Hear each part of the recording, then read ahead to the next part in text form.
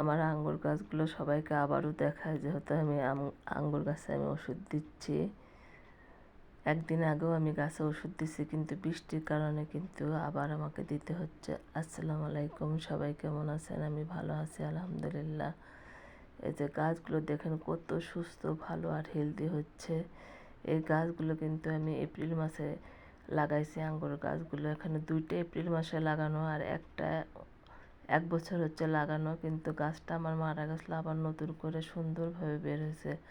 আর এই যে পাতায় পাতায় সুন্দর করে কিন্তু স্প্রে করতে হবে দেখে শুনে, কোনটায় পোকা ধরলো কোনটায় ধরলো না, কোনটা গাছে ছিদ্র হয়েছে পাতাতে, সেগুলো ঠিকঠাক মতো দেখে তারপরে করতে হয়। আর ছিদ্র পাতাগুলো অনেক সময় আমি তুলে ফেলে দিই, গাছ থেকে কেটে ফেলে দিই।